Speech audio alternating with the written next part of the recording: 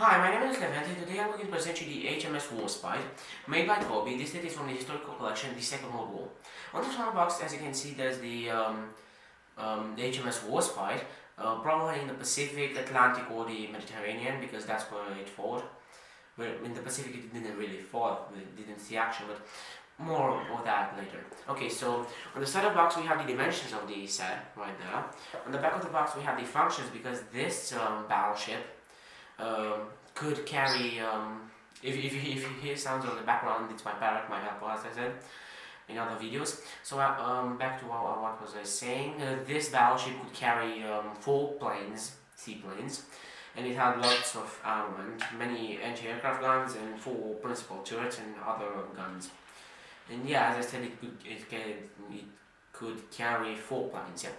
Okay, so this battleship was made by the British, and it was from 1915 to 1945. And in 1945, there's a pretty interesting story, I could say, but also boring. The death of the Warspite was really a fiasco.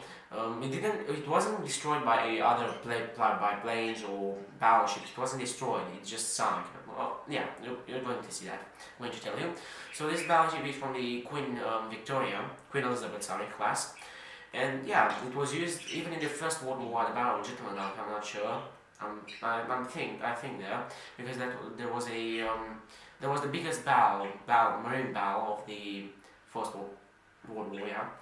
And this battleship fought in the Mediterranean, the Pacific, but in the Pacific didn't see much service. And yeah, so as I was saying, here on the back of the box we have 2 photos, real life photos of it. And this set comes with a holder which holds the battleship in the air, and it has its name, and this is scale 1 to 300. Yeah. Now let's see what's inside the box. Before I'm going to open the box, I want to tell you that it has 1,052. Sorry, I have emotions. It has 1,055 pieces. 520 pieces. Sorry. Okay, let me open this now. Okay, let's see what's inside. Okay, so there's lots of bags. So we have the draft and 4 bags, as I can see, principal bags. Main bags, I can say, because inside of these are smaller bags. So we have 4 of them. I want to tell you something, because when I was younger and I first built Legos, I started with Lego City and then moved on to Walls Legos. I opened all of the bags and then put them on the table, yeah, and just build it, because I'm going to show you now. So on the front of the draft we have the collection from where it's from, we have the number of pieces, the battleship itself, the COBI logo, some information about it, and the name of the battleship, which looks pretty cool. And I want to tell you that this is the first marine piece of history, I could say. This is my first battleship that I have. I don't have destroyers, only made by me without drafts, and yeah. Okay, so this inside the draft we have the construction phases, which start with the front of the HMS Warspite, and continue with the back of it, and then the turrets, and yeah. And there's a lot to do, there's a lot to build. I can't wait to do that. I'm really excited about this. I'm really happy to have it in my collection.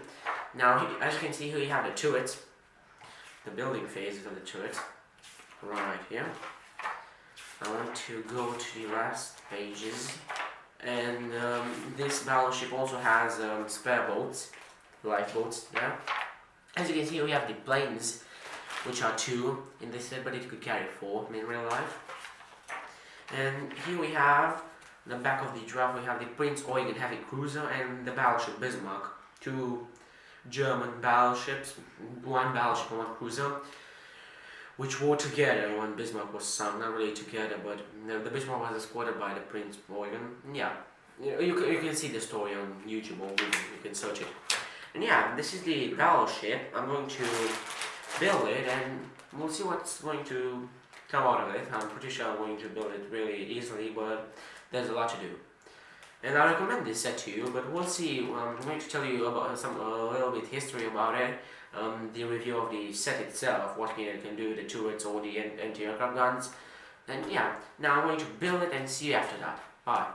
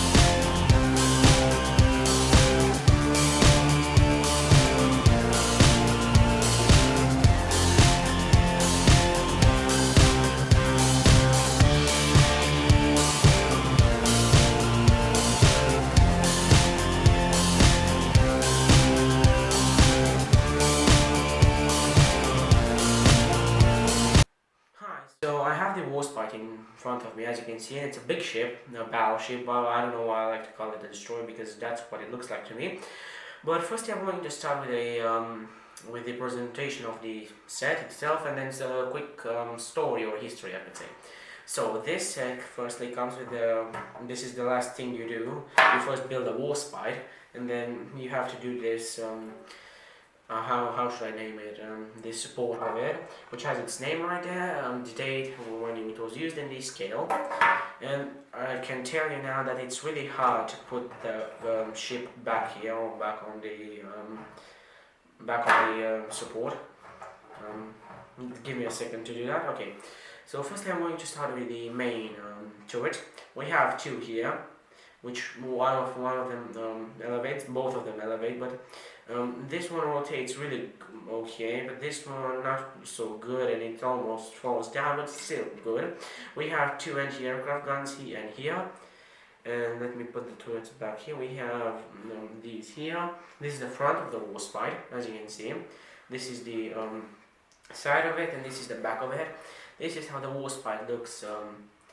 Give me a second to put this. This is how the Warspite looks from the from top of it, and this is how it looks from the bottom. And yeah, here, as I was saying, we have the another two turrets on the front of it. We have two turrets, which because this one doesn't really work really well, but this one works well than this one, but this one doesn't work so well. We have again anti-aircraft guns there, and this ship is full of anti-aircraft guns and guns. Here we have the lifeboats, 10 in total. We have the British flag right here, anti-aircraft guns here, and we have the propellers down here, and the flaps right here, I could call them like that. We have the propellers, 4 of them in total.